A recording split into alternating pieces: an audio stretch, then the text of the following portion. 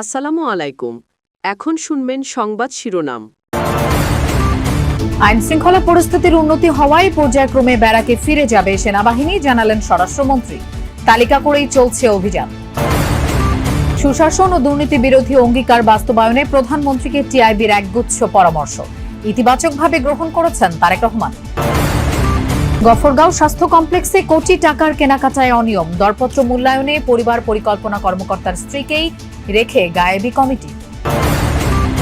বিদ্যুতের দাম বৃদ্ধির বিষয়ে এখনো চূড়ান্ত সিদ্ধান্ত হয়নি, জানালেন মন্ত্রী। নবায়নযোগ্য জ্বালানি ব্যবহারকে উৎসাহিত করছে সরকার। দেশের আইন শৃঙ্খলা পরিস্থিতির দৃশ্যমান উন্নতি হয়েছে, তাই পর্যায়ক্রমে মাঠ থেকে সেনা সদস্যদের তুলে নেওয়ার নীতিগত সিদ্ধান্ত নেওয়া হয়েছে বলে জানিয়েছেন স্বরাষ্ট্রমন্ত্রী সালাউদ্দিন আহমদ।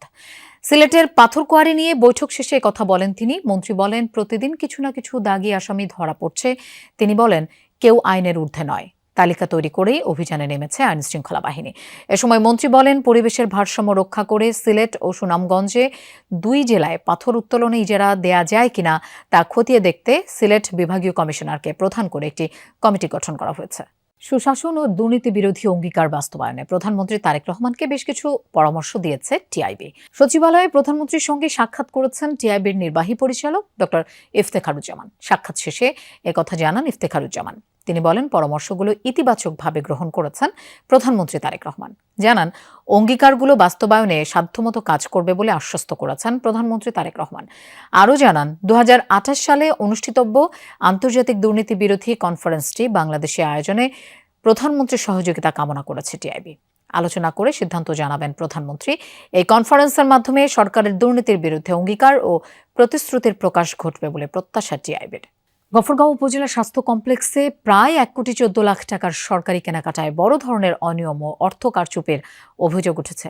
অভিযোগ, এই বরাদ্দ থেকে কেনা হয়েছে নিম্নমানের ওষুধ, যা সরবরাহ করা হচ্ছে গ্রামের মানুষকে।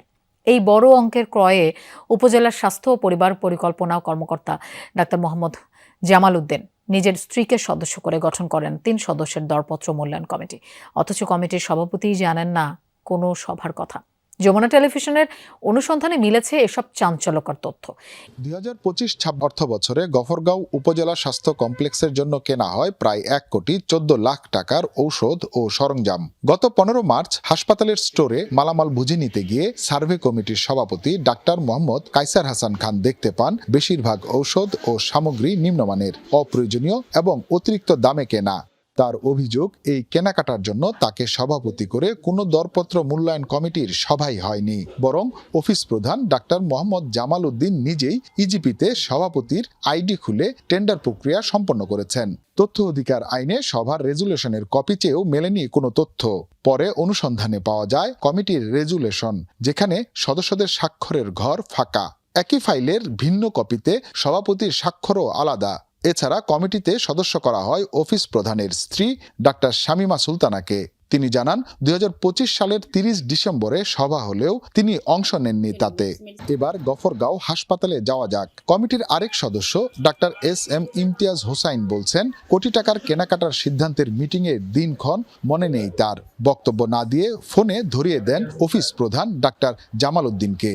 তবে ইজিপির তথ্য বলছে, 25 সালে 27 ডিসেম্বর বেলা 11:52 3 সদস্য একই সময়ে রিপোর্ট সম্পন্ন করেছেন। প্রশ্ন, সভা যদি 30 তারিখে হয় তাহলে 3 দিন আগে কিভাবে সম্পন্ন হলো টেন্ডার প্রক্রিয়া? বিষয়টিকে ভুল আখ্যা দিয়ে রিপোর্ট প্রকাশ না করার অনুরোধ জানান অভিযুক্ত কর্মকর্তা। সিভিল সার্জন বলছেন, বিষয়টি বিব্রতকর। বিভাগীয় স্বাস্থ্য পরিচালক জানিয়েছেন, তদন্ত করে ব্যবস্থা নেওয়া হবে। বিদ্যুতের দাম বৃদ্ধির বিষয়ে এখনো কোনো সিদ্ধান্ত নেওয়া হয়নি। জ্বালানি খাত বিষয়ক প্রদর্শনীর উদ্বোধনী অনুষ্ঠানে সাংবাদিকদের প্রশ্নের জবাবে এই মন্তব্য করেছেন বিদ্যুৎ ও জ্বালানি মন্ত্রী ইকবাল হাসান মাহমুদ। 3 দিনের এই আয়োজনে 12টি দেশের 140টি প্রতিষ্ঠান অংশ নিয়েছে। বিদ্যুৎ, জ্বালানি, নির্মাণ ও অবকাঠামো খাতের নতুন প্রযুক্তি ও সেবা তুলে ধরা হচ্ছে। মন্ত্রী জানান, সরকার নবায়নযোগ্য জ্বালানির ব্যবহারকে উৎসাহিত করছে। এজন্য কমিটিও গঠন করা হয়েছে। এই খাত থেকে 10,000 মেগাওয়াট বিদ্যুৎ উৎপাদনের লক্ষ্য স্থির করা হয়েছে। এজন্য বেসরকারি খাতে উদ্যোক্তাদের নীতি সহায়তা দেওয়া হবে। বিধানসভা নির্বাচনের ফলাফল ঘিরে আরও অস্থির পশ্চিমবঙ্গ। বুধবার রাতে খুন হলেন বিজেপি নেতা শুভেন্দু অধিকারের ব্যক্তিগত সহকারী চন্দ্রনাথ রথ। কলকাতার মধ্যম গ্রামে তার গাড়িতে করা হয় গুলিবর্ষণ। গুরুতর আহত হন গাড়ি চালকও। ঘটনাটি পূর্ব পরিকল্পিত হত্যাকাণ্ড এবং এতে রাজনৈতিক যোগসাজশ রয়েছে এই অভিযোগ করেছেন শুভেন্দু। এদিকে সিসিটিভি ফুটেজ যাচাই করে ব্যবস্থা নেওয়া হচ্ছে বলে জানিয়েছে পুলিশ। বুধবার স্থানীয় সময় রাতে বিজেপি নেতা শুভেন্দু অধিকারীর ব্যক্তিগত সহকারীর গাড়ি লক্ষ্য করে গুলি চালায় দুই অস্ত্রধারী। ছোড়া হয় 4 রাউন্ড গুলি। ঘটনাস্থলে প্রাণ হারান সহকারী চন্দ্রনাথ রথ। গুরুতর আহত হন গাড়ি চালক বুদ্ধদেব বেরা। গুলি চালিয়ে মোটরসাইকেলে পালিয়ে যায় অস্ত্রধারীরা। অতর্কিত হামলার পর শুভেন্দু অধিকারীর সহকারী ও গাড়ি চালককে নেওয়া হয় কলকাতার মধ্যমগ্রাম হাসপাতালে। মৃত্যুর খবর শুনে হাসপাতাল প্রাঙ্গণে ভিড় করতে শুরু করেন বিজেপি কর্মীরা। খবর পেয়ে রাত 12টার দিকে সেখানে যান বিজেপি নেতা শুভেন্দু অধিকারী। দাবি করেন হত্যাকাণ্ডটি পরিকল্পিতভাবে ঘটানো হয়েছে। পুলিশ জানিয়েছে ঘটনাস্থলের সিসি ক্যামেরার ফুটেজে তথ্য পাওয়া গেছে, যা যাচাই করা হচ্ছে। বাজেয়াপ্ত করা হয়েছে একটি প্রাইভেট কার। জড়িতদের দ্রুত ধরার আশ্বাসও দিয়েছে আইন শৃঙ্খলা বাহিনী।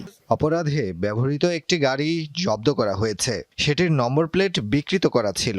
ব্যবহৃত নম্বর প্লেটটি শিলিগুড়ির একটি গাড়ির, কিন্তু সেটি নকল। ঘটনাস্থল থেকে কয়েকটি ব্যবহৃত কার্তুজ এবং তাজা গুলিও উদ্ধার করেছি। এখন পর্যন্ত সংগৃহীত তথ্যগুলো খতিয়ে দেখছি। এই মুহূর্তে শুধু এটুকুই জানাতে পারি। বিধানসভা নির্বাচনের ফল ঘোষণার পর থেকেই উত্তপ্ত পশ্চিমবঙ্গ।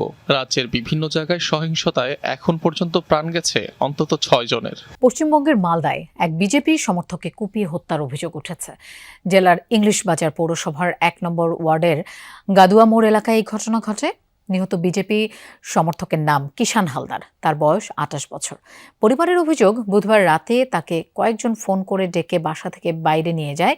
পরে বাড়ি থেকে কিছু দূরে মহেশপুরে বাগানপাড়া এলাকায় ওই যুবকের রক্তাক্ত মরদেহ উদ্ধার করা হয়। এই হত্যাকাণ্ডের উদ্দেশ্য কি বা কারা জড়িত তা এখনো জানা যায়নি। নির্বাচন পরবর্তী সহিংসতায় যখন উত্তাল পশ্চিমবঙ্গ, তখন দায় চাপানোর রাজনীতিতে মেতেছে রাজ্যের প্রধান দুই দল। তৃণমূল কংগ্রেসের বিরুদ্ধে শুভেন্দু অধিকারের ব্যক্তিগত সহকারীকে পরিকল্পিতভাবে হত্যার অভিযোগ তুলেছে বিজেপি নেতারা। তাদের দাবি, নির্বাচনে হেরে তাণ্ডব চালাচ্ছে মমতা ব্যানার্জির কর্মীরা। বিজেপির বিরুদ্ধে ঘৃণা ছড়ানোর পাল্টা অভিযোগ তৃণমূলের। এদিকে শোকের মাতম চলছে নিহত চন্দ্রনাথ রথের বাড়িতে। আততায়ীর গুলিতে নিহত শুভেন্দু অধিকারীর ব্যক্তিগত সহকারী চন্দ্রনাথ রথের বাড়িতে শোকের মাতম। সন্তান হারা মায়ের অভিযোগ, বিজেপির রাজনীতি করার কারণে প্রাণ হারাতে হয়েছে তার সন্তানকে। সরাসরি দায় চাপিয়েছেন তৃণমূল কংগ্রেসের ওপর। বিধানসভা নির্বাচনের ফল ঘোষণার পর থেকেই সংঘাত সহিংসতায় উত্তাল পশ্চিমবঙ্গ। এর মধ্যেই শুভেন্দু অধিকারীর ব্যক্তিগত সহকারীকে হত্যার ঘটনা নতুন করে উত্তেজনা আরও বাড়িয়েছে। বিশৃঙ্খল পরিস্থিতিতে সহিংসতার জন্য এখন পরস্পরকে দোষারোপ করছে বিজেপি ও তৃণমূল। চন্দ্রনাথ হত্যাকাণ্ডের জন্য সরাসরি তৃণমূলকে দায়ী করছে বিজেপি নেতারা। নির্বাচনে আমরা জয়ী হয়েছি, অথচ আমাদের কর্মীদেরই মৃত্যু হচ্ছে। এই জয় যদি তৃণমূল কংগ্রেসের হাতে যেত, তাহলে তারা এতদিনে সম্ভবত 200-র বেশি হত্যাকাণ্ড ঘটিয়ে ফেলত। এটি পরিকল্পিত হত্যাকাণ্ড। আমরা গুন্ডামি বরদাস্ত করব না।